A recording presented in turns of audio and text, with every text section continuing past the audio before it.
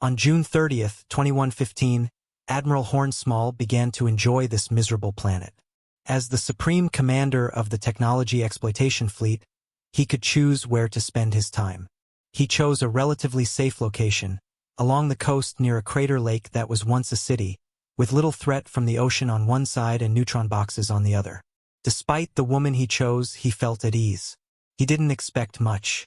Honestly, the high report stated that this world was a bombed-out, charred corpse that existed only for its resources. After the battles they waged during the FCS, even the locals could not be used as manpower. They were simply deemed too belligerent, and COS orders were issued whenever they were discovered. We didn't know much about the locals, as they call themselves on Wikipedia, but all the units we sent landed within 198 degrees of the local solar cycle and 150 cycles. By now, the top dog had had enough of them. We tried the peaceful option of landing them and incorporating them into our workforce, but they fought us as much as possible. At that time, we were sent old neutron bombs, which we decommissioned and were cheaper to use. Hundreds of all possible populations concentrated on this damp excuse for a habitable world and continued to mine for resources. However, there was a test. After the bombing, our troops were able to land completely unhindered, and not a single unit of him was wiped out in his 6 regions, which are the largest settlements. Still, it seems like one alone wasn't enough to solve the problem. It made no sense. This country was bombed more than any other country.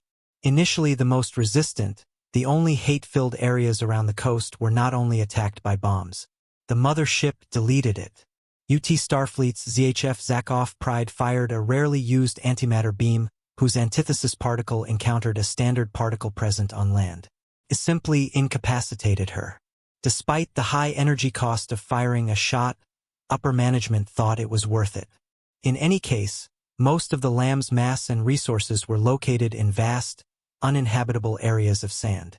And since the ice surrounding the system could easily fill the hydroxide oxygen reactors, the continent shrank by 500 kilometers on all sides. Losses were certain in the resources taken from the Empire. But that was more than made up for by the security it provided. Despite this, disappearances continued to occur. Admiral Hoare was deep in thought on this very subject when he heard the door of his con pneumatic open with a loud bang. The Admiral sighed and told his men to knock at least 500 times from now on. As he started to sit upright, he heard a voice behind him. Obviously, there is no origin. For native speakers over the age of 2, it sounded too cheesy, too accented, and didn't sound like their own. He felt cold metal. Point pushed him back as he heard the voice again. You made a big mistake there. Take another step, and your purple heart will slowly rise. There is only one group with an average temperature above 333 Kelvin, which can be degrees. The Emerald had no idea how they survived in the desert. Or, as we learned from the name on the internet and Wikipedia, the Simpson Desert was completely devoid of life, except for animals developed specifically for its environment. Humans would not have survived. How did you survive? It's called a cave. This idiot might be able to end the genocide purge. Now learning how to stand, the airborne admiral slowly stood up, clearly showing no injuries. He heard a loud crack behind him as he felt something sticky. Banding his free wrists together, do you really want to know how we survived? Or why not find out for yourself? You think he's like the Palm tribe from 400 years ago. You think you know us.